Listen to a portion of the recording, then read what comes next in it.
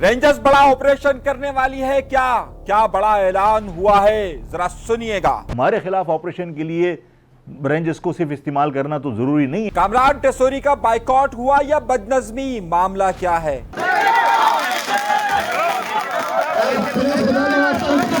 पैसा खप्पे, सुनिए। माल खप्पे बाबा, पैसा खप्पे, असा के देओ ना बाबा। सीमी बलोच को गिरफ्तार फिर कर लिया गया। कराची में गिरफ्तारी किस तरीके से हुई? आज बलूचिस्तान के अंदर हड़ताल की वजूहात क्या थी और क्या हुआ? आज एक बलोच का वादा किसने याद दिलाया है, बड़ी अहम खबर है। और सिंध के फ्लेट्स पर किसका कब्जा हुआ है, ये बड़ी बात किस जगह पर रिकॉर्ड हुई और कहां का हिस्सा है, ये भी आज के सामने रखेंगे। इससे पहले कि मैं अपने प्रोग्राम का बाकायदा आगाज करूं, कराची में भी गिरफ्तारियों का सिलसिला बदस्तूर जारी है। और इस बदस्तूर गिरफ्तारियों के सिलसिले में रेंजर्स से ऑपरेशन का किसने कहा है और क्यों कहा है, और रेंजर्स हमेशा ऑपरेशन कहां करती है, ये सवाल भी किसने उठाया है और किस लिए उठाया है। कामरान टेसोरी हैदराबाद गए बड़े बेआबरू होकर, तेरे कूचे से हम निकले, या फिर वजह क्या है, ये सब भी आज के प्रोग्राम में शामिल होगा। पैसा खप्पे का नारा किस तरीके से लगाया गया और क्यों लगाया गया, एक बलोच रहनुमा ने किसको ये कहा है कि याद है जब तुम्हारी बहन और बेटी को पकड़ा गया था तो मैंने क्या किया था। एक खतरनाक किस्म का बलोच वादा क्या है, ये बड़ा अहमियत रखता है। इस बारे में बहुत अहमियत से गुफ्तगू करेंगे। प्रोग्राम को आखिर तक ज़रूर देखिएगा। बहुत बड़ी और अहम खबरें दूंगा, बहुत बड़ी बातें हम आज आपके सामने करने वाले हैं। लेकिन उससे पहले हमेशा की तरह दरख्वास्त के चैनल अगर सब्सक्राइब नहीं किया तो सब्सक्राइब का बटन ज़रूर दबा दीजिए। अपने प्रोग्राम का बाकायदा आगाज़ करते हैं अपने परवरदिगार के शुक्र से। एक बहुत अहम कहानी है और एक बहुत बड़ा वाक़या है। शायद बहुत कम लोगों को इल्म हो कि आखिर चाकिर आज़म कौन था और चाकिर आज़म ने हुमायूं की मदद किस तरह से की थी। बड़ा मशहूर वाक़या है कि हुमायूं को जब यहाँ पर हिंदुस्तान में मारा जा रहा था तो वो यहाँ से वापस जब जाने लगा हिंदुस्तान से, तो हिंदुस्तान से जाते हुए उसने बलूचिस्तान का रास्ता लिया और रास्ता लेते हुए उसने चाकिर आज़म का रास्ता लिया। उस वक्त वहाँ पर जो सल्तनत कायम थी उसने ऐलान किया था कि जो भी हुमायूं को गिरफ्तार करेगा उसे बहुत बड़ा इनाम दिया जाएगा। चाकिर आज़म भी सुना गया कि उसे ढूंढने के लिए निकले थे, लेकिन जब चाकिर आज़म वापस आए तो इस बात को देखकर हैरत में रह गए कि उनके किले के बाहर ही हुमायूं का पूरा लश्कर या पूरा लुटा हुआ काफिला मौजूद था। लेकिन चाकिर आज़म जब अपने घर के अंदर दाखिल होते हैं तो फिर उसके बाद कुछ भी नहीं हो पाता और फिर वो हुमायूं की मदद करते हैं, इसे यहाँ से काबुल तक लेकर जाते हैं। और काबुल से लेकर जब वापस ये लश्कर आता है तो उसके बाद फिर हुमायूं की सल्तनत यानी मुग़ल सल्तनत का आगाज़ होता है। लेकिन इस आगाज़ में ही एक बड़ी अहम वाक़या है और इस वाक़े को आज सुनाना इसलिए बहुत ज़्यादा ज़रूरी है कि आप इस प्रोग्राम को आखिर तक देखें और इस अहम वाक़े तक मैं आपको लेकर जाऊंगा कि वाक़या था क्या और हुआ क्या। हुआ यूं कि हुमायूं के उस लश्कर में, या जब हुमायूं को वहाँ शिकस्त हुई तो उसके लूटे फूटे जो भी उसका काफिला था उसमें उसकी बीवी की एक कनीज़ थी जो बलोची ज़बान जानती थी। जब ये चाकिर आज़म के सामने, किले के सामने वहाँ पर आए तो उन्हें मालूम हुआ कि भाई यहाँ से तो इनकी गिरफ्तारी का हुक्म है और इन्हें गिरफ्तार कर लिया जाएगा। तो फिर चाकिर आज़म, हुमायूं की जो बीवी होती है वो अपनी उस कनीज़ को भेजती है जो बलोची ज़बान जानती है और उसे किले के अंदर जो चाकिर आज़म की बीवी होती है उसके सामने लाया जाता है। जब उसकी बीवी के सामने वो जाती है तो वो कहती है कि मैं तुमसे आज एक बलोच कसम लेने के लिए आई हूँ कि तुम्हें ये वादा करना है, ये कसम देनी है कि तुम हमारा तहफ़्फ़ुज़ करोगी। उसके बाद वो औरत जो चाकिर आज़म की बीवी होती है वो उसे एक कसम देती है और जिसके मुताबिक उसके जब चाकिर आज़म आता है और देखता है कि हुमायूं यहाँ पर इसे गिरफ्तार किया जाए, जब वो घर के अंदर दाखिल होता है तो उसकी बीवी कहती है कि मैंने इसे बलोच कसम दी हुई है, यानी कि बलोच वादा किया हुआ है। इसी बलोच वादे के तहत चाकिर आज़म फिर हुमायूं की मदद करता है और पूरे रास्ते में जो बलोच कबाइल होते हैं उनसे वो बलोच कसम या बलोच वादा लेता है। बलोच के अंदर एक वादे की बहुत ज़्यादा अहमियत होती है या उस कसम की बहुत ज़्यादा अहमियत होती है और उसके लिए इनकी रिवायत के मुताबिक یا بلوچ روایت کے مطابق اس قسم یا اس وعدے کے لیے وہ اپنی جان تک دے سکتے ہیں۔ اب یہ بلوچ وعدہ کہاں ہوا ہے اور آج اس کی میں کیوں ذکر کر رہا ہوں، یہ بہت اہم بات ہے۔ آج بلوچستان کے اندر کی جو صورتحال ہے، اس سے پہلے کہ میں کراچی کے بہت بڑے بڑے مسائل پر گفتگو کروں، آج کراچی شہر کی ایک بڑی خبر یہ جنریٹ ہوئی کہ بلوچ یکجہتی کمیٹی کی جو مہارنگ بلوچ کے بعد جو دوسرا بڑا نام آتا ہے وہ ہوتا ہے سیمی دین محمد۔ اچھا، میں نے اپنے پچھلے پروگرام کے اندر بھی کہا تھا، اس بات کو ذہن میں رکھیے گا کہ کراچی شہر میں بلوچ اکثریت بہت زیادہ موجود ہے اور ایک بڑا ہولڈ ان کا ایریاز موجود ہے جہاں بڑی تعداد میں بلوچ موجود ہیں اور ان کے M P A M N As تک یہاں سے کامیاب ہوتے ہیں اور ایک بڑا اثر و رسوخ سمجھا جاتا رہا ہے۔ پاکستان بننے سے پہلے سے لے کر آج تک کراچی کے اندر بڑا اثر و رسوخ سمجھا جاتا ہے۔ اسی حوالے سے آپ نے دیکھا ہوگا کہ اگر بلوچستان میں کبھی بھی مظاہرے ہوتے ہیں تو ایسا ممکن ہی نہیں ہے کہ کراچی کے اندر بلوچستان کے حوالے سے مظاہرے نہ ہو رہے ہو۔ پنجاب یا پھر اسلام آباد کے اندر یہ سلسلہ اتنا نہیں ہوتا، لیکن ظاہر ہے کراچی، اور میں پہلے بھی اپنے پچھلے پروگرام کے اندر کہہ چکا ہوں کہ یہاں پر ان کے بڑے روٹس ہیں۔ مہارنگ بلوچ بھی اپنا ایک بڑا وقت کراچی کے اندر گزارتی رہی ہے۔ سیمی دین محمد ایک بڑا نام سمجھا جاتا ہے، خاص طور پر مہارنگ بلوچ کے بعد دوسرا بڑا نام سمجھا جاتا ہے۔ جب 21 اور 22 مارچ کی رات کو جب مہارنگ بلوچ کو گرفتار کیا گیا تھا، اس کے بعد جہاں بلوچستان کے اندر مظاہروں کا سلسلہ شروع ہوا، وہیں پر کراچی کے اندر بھی مظاہروں کا سلسلہ شروع ہوا اور 24 مارچ کو جو مظاہرے ہوئے تھے یعنی پیر کے روز، اس میں کافی خواتین کو گرفتار کر لیا گیا تھا اور آرٹلری میدان میں ان پر دفعہ 144 کے تحت گرفتاری ان کی ظاہر کی گئی تھی۔ آج یعنی کہ منگل کے روز 25 تاریخ کو کراچی کی جو جوڈیشل مجسٹریٹ ہے اس کے وہاں پر بلوچ سمیت دیگر خواتین کو وہاں پیش کیا گیا اور بعد میں دلائل کے بعد سیمی بلوچ کو رہائی کا حکم دے دیا گیا۔ مگر ہوا یہ کہ سیمی بلوچ کو وہیں سے دوبارہ گرفتار کر لیا گیا اور ایم پی او کے تحت انہیں گرفتار کیا گیا ہے 1 مہینے کے لیے۔ اب صورتحال یہ ہوئی ہے کہ اس کے بعد آج یہ اس گرفتاری کے علاوہ اس وقت اختر مینگل صاحب کو ظاہر ہے وہ اثر و رسوخ نہیں ہے جتنا پہلے ہوا کرتا تھا، لیکن اختر مینگل صاحب نے پورے بلوچستان کے اندر اسٹرائک کی کال دی ہوئی تھی آج۔ اس کے ساتھ ساتھ جہاں یہ معاملہ ہوا اس کے حوالے سے گوادر، کوئچہ، تربت، مستون، خارام، چاغی، دلودین، دھادر، اوماڑا، وٹ، سب جگہوں پر آج اسٹرائک دیکھی گئی بلوچستان کے مختلف علاقوں میں۔ البتہ کراچی میں ان کی اسٹرائک کا اثر نہیں دیکھا گیا۔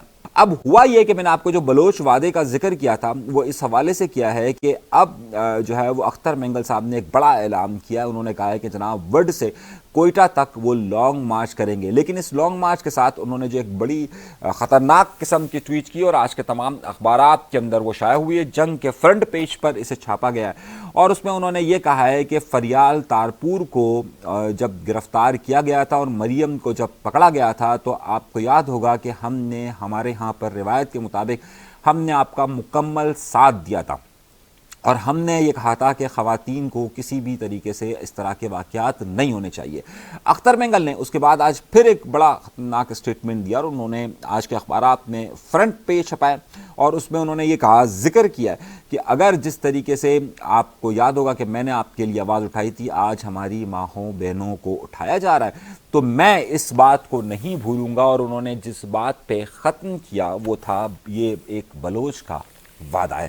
تو میں نے آپ کو چاکر اعظم کا جو واقعہ سنایا تھا وہ اسی حوالے سے سنایا تھا کہ جو بلوچ رسم میں بلوچ وعدے کی بڑی اہمیت ہوتی ہے، بلوچ قسم جسے کہا جاتا ہے، یہ ایک تاریخی حوالے سے میں نے اس بارے میں بتایا تھا کہ اس صورتحال کو سنبھالنے کی ضرورت ہے۔ اس معاملے میں پولیٹیکلی اب شدت آتی جا رہی ہے اور شدت آتے آتے جو فاصلے ہیں وہ مزید بڑھتے جائیں گے۔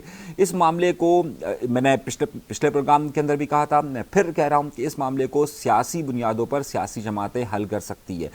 اگر اختر مینگل صاحب کے ساتھ بڑا قریبی واسطہ رہا، ابھی جب الائنس بنا تھا عمران خان کے خلاف اس وقت بھی ان کا بڑا اہم ساتھ رہا، تو پاکستان پیپلز پارٹی اور اس کے ساتھ ساتھ خاص طور پر اگر آپ دیگر جماعتوں کو دیکھیں، پاکستان پیپلز پارٹی کے ساتھ ساتھ مسلم لیگ نون، ان کے ساتھ ان کے بڑے قریبی روابط رہیں۔ اختر مینگل صاحب کو بات چیت کی میز پر لایا جا سکتا تھا۔ آج وہ جو پورا پروسیس ہم نے ہاتھ سے جانے دیا، اس سے ہاتھ سے نہیں جانے دینا چاہیے تھا، ان سے بات ہونی چاہیے تھی، لیکن بہرحال یہ بات نہیں ہو پا رہی، جس کی وجہ سے جو پولیٹیکل سچویشن ہے وہ بلوچستان کی مسلسل ورسٹ سے ورسٹ کی طرف جا رہی ہے۔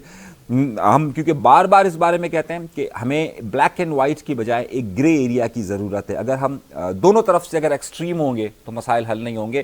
اختر مینگل جیسے لوگ پاکستان کے اندر وفاق کی سیاست کرتے رہے, ان سے بات چیت کا راستہ ہونا چاہیے, اور اگر اس طرح کی قسمیں اور اس طرح کے اگر وعدے اٹھائے جائیں گے تو پھر اس سے واپسی بڑا مشکل ہو جاتا ہے. اور یہ ہمیں اس بات کو سمجھنا چاہیے کہ ایک بات تو یہ ہے کہ پاکستان کا قانون اور آئین اور ایک بلوچ کلچر ہے, اور اس بلوچ کلچر کے مطابق بھی ہمیں چیزوں کو سمجھنے کی ضرورت ہے. اگر وہ اتنی بڑی بات کہہ رہے ہیں کہ یہ وہ کبھی نہیں بھولیں گے, تو اس کا مطلب یہ بات سمجھے کہ ان کا جو اختتام ہو رہا ہے وہ اس ایکسٹریم جملے پر ہو رہا ہے, اور ایکسٹریم جملہ, انتہا کا چھوٹا ہوا جملہ مسئلے کا حل نہیں ہوتا ہے. اس مسئلے کے حل کے لیے ظاہر ہے انہیں بات چیت کرنی پڑے گی, اور اگر یہ ایکسٹریم پوزیشن ہو جائے گی کہ جناب وہ اب ان سے بھی بات نہیں کریں گے, تو پھر آپ سمجھ سکتے ہیں کہ معاملات کس طرف جائیں گے. میں بار بار اس پوری صورتحال کو اس لیے بتانے کی کوشش کر رہا ہوں کیونکہ ہم وہ لوگ ہیں کہ جو بلیک اینڈ وائٹ کی جگہ پر ایک گرے راستے کی طرف بھی بات کر رہے ہیں, کہ ایک گرے راستہ بھی جاتا ہے دونوں طرف سے.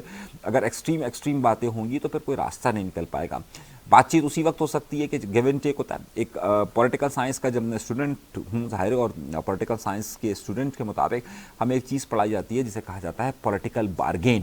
اور پولیٹیکل بارگین نے آپ کو اس سطح تک جانا ہوتا ہے کہ کہاں پر آ کر آپ بارگین کر سکتے ہیں اور کہاں پر آپ چیزوں کو ہاتھ سے جانے دے سکتے ہیں. تو یہ پولیٹیکل بارگین کا عنصر سمجھنے کی ضرورت ہے کہ آپ کو سیاسی طور پر بارگین کرنا ہوتا ہے معاملات کو سنبھالنے کے لیے اور سمجھانے کے لیے. گیو اینڈ ٹیک کا فارمولہ ہمیشہ سے اس میں ہوتا ہے.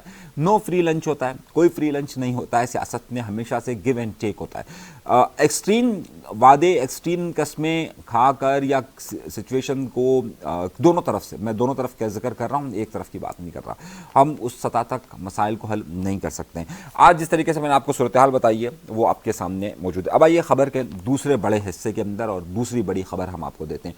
دوسری بڑی خبر یہ ہے کہ آپ کے علم میں ہوگا کہ جو گزشتہ روز واقعہ رونما ہوا تھا, افسوسناک ثانیہ, جس میں ملیر ہالٹ کے اندر ایک میاں بیوی کو ایک واٹر ٹینکر نے کچلا, اور کچلنے کے بعد وہاں پر افسوسناک بات یہ ہوئی کہ وہ خاتون حاملہ تھی, اس کا پیٹ وہاں پر پھٹ گیا, بچہ باہر نکلا, بچے کی زندگی نہیں بچ سکی. یقین مانیے اتنا افسوسناک ثانیہ تھا, ہر آنکھ نم تھی, ہر آنکھ نم تھی.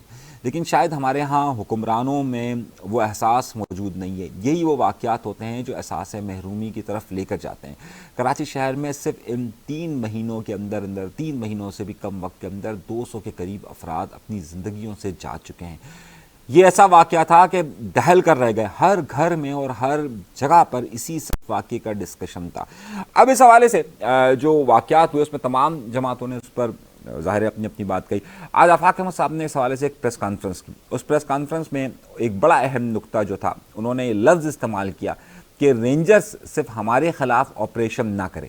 جو یہ ڈمپر ایسوسیشن ہے اور جس کی وجہ سے لوگ قتل ہو رہے ہیں, جو ڈمپر مافیا ہے, جو ٹینکر مافیا ہے, اس کے خلاف بھی آپریشن کرے. انہوں نے حکومت سے شدید گلہ کیا. انہوں نے کہا کہ جناب یہ حکومت انہیں کرمنل قرار دیتی ہے. ذرا سنیے انہوں نے کیا کہا ہے, پھر ہم آگے بڑھتے ہیں. اور رینجرز والا بھی جملہ آپ سنیے گا یہاں پر.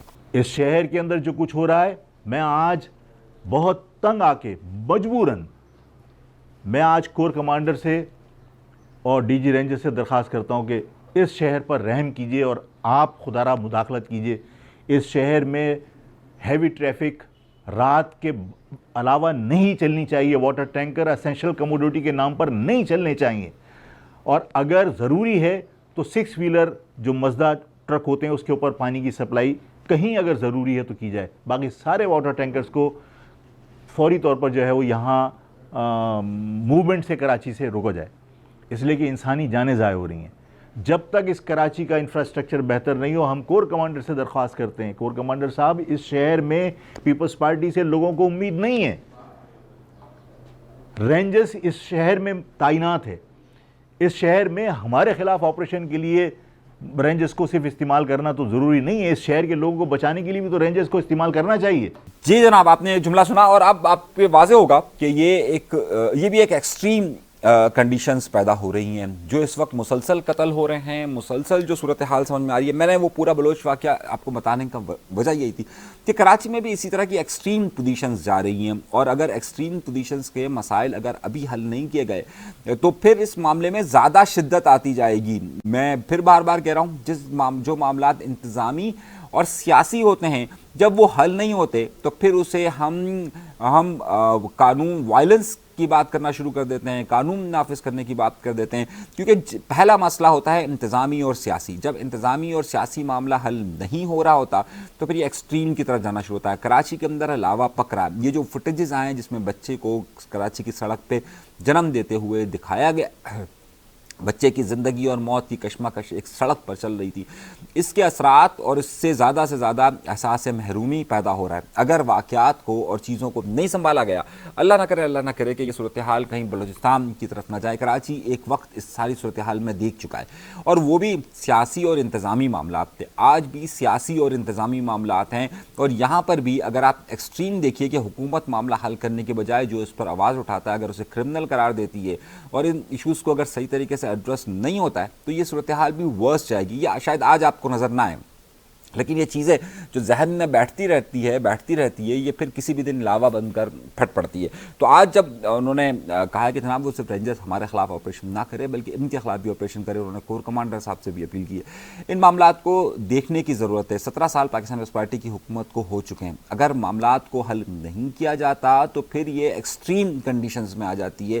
ایک بوائلنگ پوائنٹ ہوتا ہے، یا آپ اس کو سمجھ لیجئے کہ جناب بوائلنگ پوائنٹ کے بعد آپ کچھ بھی نہیں کر سکتے، بوائلنگ پوائنٹ کے بعد بوائلنگ پوائنٹ ہی ہوتا ہے، یعنی کہ اس کے بعد کسی بھی چیز کو بوائل ہو جانا ہوتا ہے، ابل جانا ہوتا ہے۔ اور ابل جانے کا مطلب ہوتا ہے جب وہ لکوڈ سے آپ کے پاس گیسز فارم میں ہوتی ہے تو پھر اس گیسز فارم کو آپ کو سنبھالنا بہت مشکل ہوتا ہے، گیس پھر پھیلتی ہے۔ لکوڈ کو آپ پھر بھی ایک کنٹرول کر سکتے ہیں، وہ ہمارے ہاں پڑھایا جاتا ہے نا کہ لکوڈ کا ایک خاص والیوم ہو سکتا ہے، لیکن جب گیس آپ پھیلتی ہے تو پھر اس کو آپ روک نہیں سکتے، پھر وہ جہاں چاہے وہ پھیلنا شروع ہو جاتی ہے۔ تو عذرائے کرم اس معاملے کو ذرا دیکھیے اور معاملات کو حل کیجیے۔ دوسری طرف کامران ٹیسوری صاحب کی ایک خبر آئی۔ کامران ٹیسوری صاحب جب یہ ڈمپر کا سارا معاملہ چل رہا تھا وہ بیانات دے رہے تھے، لیکن یہاں پر زندگی اور موت کی کشمکش چل رہی تھی۔ اس وقت کامران صاحب جو ہیں وہ نہاری خانے حیدرآباد پہنچ گئے۔ اب جب وہ نہاری خانے حیدرآباد پہنچے ہیں تو اس پر چلیے اس پر نہاری خانے میں کیا ہوا، کیا معاملات ہوئے، اس پر بعد میں بات کرتا ہوں۔ لیکن جب یہ نہاری خانے وہاں پہنچے تو اسی وقت مرتضیٰ وہاب کہتے ہیں جناب پیسہ کھپے، ذرا سنیے کہ نہ پریس کانفرنس کرنے سے مسئلہ حل ہوتا ہے، نہ افطاری کرنے سے مسئلہ حل ہوتا ہے، نہ سحری کرنے سے مسئلہ حل ہوتا ہے۔ مسائل کو حل کرنے کے لیے کام کرنا پڑتا ہے۔ تو میں تو گزارش یہ کی تھی کام کریں۔ مجھے پتہ ہے گورنر صاحب کے بس میں کچھ نہیں ہے، یہ تو آپ کے کہنے پہ گورنر صاحب، آپ کے کہنے پہ کامران بھائی وہ مطالبات کیے، پھر آپ نے کہا کہ یار خط لکھ دو تو میں نے خط لکھ دیا۔ میری ڈیمانڈ کیے ہوئے آج 8 روز شاید ہو گئے، تو کیا کہتے ہیں کلاک از ٹکنگ۔ تو کامران بھائی آپ اپنے وعدے کو پورا کریں اور 100 ارب روپے، اعلان نہیں، میں ایمفسائز یہ کرنا چاہوں گا، 100 ارب روپے KMC کے اکاؤنٹ میں منتقل کریں، اور اس کے بعد میں کامران بھائی کو بھی حساب دوں گا، آپ کو بھی حساب دوں گا، کراچی والوں کو ایک ایک بندے کو حساب دوں گا۔ لیکن بابا مال کھپے، بابا پیسہ کھپے، اساں کے ڈیو نا بابا۔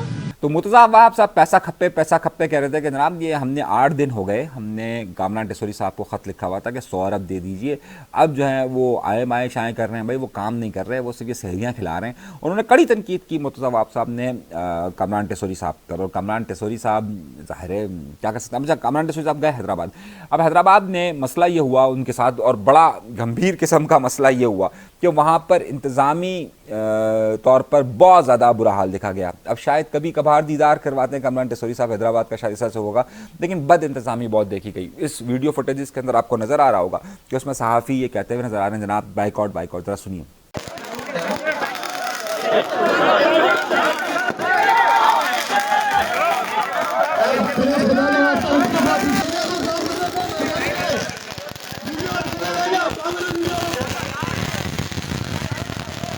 اچھا ہوا یہ کہ یہ گئے تھے ایک نہاری ہاؤس میں، اور نہاری ہاؤس میں اچھا کامران ٹیسوری صاحب کا فارمولہ یہ ہے آج کل جو فارمولہ ہے، اور وہ فارمولہ یہ ہے کہ مثال کے طور پر اگر آپ کے علاقے کے اندر کوئی حلوائی کی دکان ہے اور آپ کہتے ہیں جناب میں آپ انتظام کرتا ہوں، آپ کے جتنے بھی لوگ اگر حلوہ کھانا آنا چاہتے ہیں تو آ جائیے، آپ کامران ٹیسوری صاحب کو رابطہ کرتے ہیں، وہ وہاں پر MQM کے یونٹ کو بتاتے ہیں، اچھا سارا انتظام جو ہوتا ہے وہ اس حلوائی کا ہوتا ہے، اس پر صرف آ کے جھنڈا MQM لگاتی ہے، اس میں پھر یہ 50-60 لوگ جو بھی جاتے ہیں وہ وہاں پر افطار کرتے ہیں، میڈیا ساتھ پہنچا ہوا ہوتا ہے۔ تو ایک بڑے مشہور بریانی والے ہیں تو میں نے ان سے پوچھا کہ یار یہ آپ کے یہاں پروگرام ہوا تو خرچہ ورچہ کس نے اٹھایا؟ کہہ رہا انتظام سارا ہم نے کیا تھا، کھانا وانا سارا ہم نے کھلایا تھا. تو میں نے کہا خیریت؟ کہہ رہا یار پروموشن کتنی ہو جاتی ہے دیکھیے اس سے، کہ مطلب پورے شہر کو سب کو پتہ چل گیا کہ ٹسوری صاحب یہاں ہے، میڈیا کوریج ووریج. اب اگر 2-4 لاکھ روپے خرچ کر اگر مجھے اتنی پروموشن مل جاتی ہے تو مجھے کس بات کی ضرورت ہے. یہ ان کا کوٹ ہے. باقاعدہ انہوں نے مجھے بتایا، میں جھوٹ نہیں کہہ رہا آپ کو، اگر آپ چاہیں تو ان سے جا کر پوچھ سکتے ہیں. اچھا ہوا یہ کہ تو میں سمجھ رہا تھا کہ سارا انتظام شاید جو صاحب کا ہوگا، لیکن پتہ چلا اچھا بالکل اسی طریقے سے وہاں پر بھی جو سارا انتظام تھا وہ انہی نہاری والوں کا تھا. اب ظاہر انہوں نے جب انتظام کیا تھا تو انہوں نے بالکل راستے میں لگا دیا تھا جہاں پر صحافیوں سے گفتگو کرنی تھی. اچھا جب بالکل راستے میں لگ گیا تھا تو اب ایشو یہ تھا کہ وہاں پر دھکم تیل بہت زیادہ ہونا شروع ہو گئی تھی، اور دھکم تیل زیادہ ہو گئی، انتظامی بدامنی دیکھی گئی. تو وہاں کچھ دیر کے لیے ان کی لائیو کوریج ہو سکی. اس کے بعد اس میں صحافیوں کو کچھ دھکے لگے. صحافیوں نے وہاں پر جناب کہا کہ جی ہم بائیکاٹ کرتے ہیں، اور بائیکاٹ پھر وہ سارے صحافی وہاں سے جانے کے لیے تیار ہوئے، لیکن پھر آ گئے تھے دوبارہ، پھر معاملات طے ہو گئے تھے. تو وہاں پر یہ ساری صورتحال ہوئی. بدامنی ایم کیو ایم کا جو نظم و ضبط تھا وہ یہاں پر کہیں پر بھی نظر نہیں آیا. اچھا کیونکہ ایم کیو ایم خود اس سارے معاملات سے وہاں دیکھا گیا کہ جو سابقہ پی ایس پی کا فیکچر ہے یا جو ایم کیو ایم کا فیکچر ہے وہ کافی دور ہے، اور وہ نظم و ضبط یا وہ جسے باتیں کہی جاتی ہے وہ اس طرح سے موجود نہیں تھی. ایک خبر یہ تو اس وہ پورا حیدرآباد کا سینیریو کیا ہوا ہے وہ میں نے آپ کے سامنے رکھ دیا. اچھا ایک بڑی خبر اور آئی ہے، اور وہ بڑی خبر یہ آئی ہے کہ پبلک اکاؤنٹ کمیٹی کی ایک میٹنگ ہوئی ہے سندھ کے اندر. سندھ میں نثار کھوڑو صاحب پبلک اکاؤنٹ کمیٹی کی میٹنگ کو دیکھتے ہیں، کمیٹی کو چیئر کرتے ہیں، چیئرمین ہیں اس کے سندھ کے. ایک بڑا واقعہ میں آپ کو بتا رہا ہوں کہ کراچی میں کس طریقے سے فلیٹس پر قبضے کیے جا رہے ہیں، اور کہاں کن کن فلیٹس پر، سرکاری فلیٹس پر کیسے قبضے کیے گئے. یہ پبلک اکاؤنٹ کمیٹی کی رپورٹ جو ہے وہ 2018 اور سے لے کر 21 تک کی دی گئی ہے. اچھا اس میں یہ ہوا ہے کہ جو لانڈی میں سرکاری فلیٹس بنائے گئے تھے، اس رپورٹ میں کہا گیا ہے کہ 70% جو فلیٹس ہیں اس کے اوپر قبضہ ہے افغانیوں کا اور کرمنلز کا. اچھا اب یہ کہیں اور کی رپورٹ نہیں ہے، یہ رپورٹ کون پیش کر رہا ہے؟ جو سروسز ڈپارٹمنٹ ہے وہ ورک اینڈ سروس ڈپارٹمنٹ پیش کر رہا ہے. جو پبلک اکاؤنٹ کمیٹی کی میٹنگ ہوئی ہے سندھ اسمبلی کے اندر، یہ میٹنگ ہوئی ہے، اور اس میں باقاعدہ ایک اعلیٰ صاحبان جو پبلک اکاؤنٹ کمیٹی کو چیئر کرتے ہیں نثار کھوڑو صاحب، اچھا صوبہ سندھ کے پاکستان پیپلز پارٹی کے صدر بھی ہیں، ان کے سامنے بات رکھی جاتی ہے کہ بھائی اس شہر میں جو سرکاری فلیٹس بنے ہوئے ہیں، ان سرکاری فلیٹس میں جو لانڈھی میں بنے ہوئے ہیں اس میں 70% پر افغانی اور کرمنلز کا قبضہ ہے. اب آپ سوچئے یہاں پر یہ رونا رویا جاتا ہے کہ جناب 31 مارچ تک کی ہم نے ڈیڈ لائن دی ہوئی ہے کہ افغانیوں کو یہاں سے نکالا جائے گا. یہ ڈیڈ لائن ہے نا کہ بھائی 31 مارچ تک افغانیوں کو یہاں سے نکالا جائے گا. دوسری طرف یہاں پر جو غیر مقامی ہے یا جو اس کا ایک شور مچا ہوا ہے کہ جو افغانی ہیں جن کے پاس یہاں کا نہ شناختی کارڈ ہے نہ پاسپورٹ ہے، یہاں پر کاروبار کر رہے ہیں، سارے معاملات کو دیکھ رہے ہیں، وہیں پر ایک سرکاری رپورٹ یہ آتی ہے تو اس سرکاری رپورٹ میں یہ درج کیا جاتا ہے کہ اور اسمبلی کے اندر یہ پبلک اکاؤنٹ کمیٹی کی میٹنگ اور ورکس اینڈ سروس ڈپارٹمنٹ اس کو دے رہا ہے کہ سرکاری فلیٹس جو ہیں اس کے 70% فلیٹس پر اس وقت جو ہے وہ افغانی اور لفظ استعمال ہوتا ہے کہ کرمنلز کا قبضہ ہے. حکومت سندھ کیا کر رہی ہے کہ جناب آپ کا ایک ڈپارٹمنٹ کی بنی ہوئی بلڈنگ جس پر آپ کے خود سیکرٹری صاحب یہ ایڈمٹ کرتے ہیں کہ اس پر 70% قبضہ ہوا ہے، اور 70% قبضے کو آپ ہٹا نہیں پا رہے. یعنی کہ یہ سوال کسی اور جگہ کا نہیں ہے، مطلب یہ سرکاری چیزوں کے اندر موجود ہے کہ جناب یہ سرکاری چیز ہے. آپ حیرت انگیز دیکھیے ابھی پچھلے سال جب فرسٹ ایئر کا رزلٹ بہت برا آیا تھا، فرسٹ ایئر کے دوبارہ ایگزام ہونے والے ہیں، تو اس وقت ایک کمیٹی بنائی گئی تھی.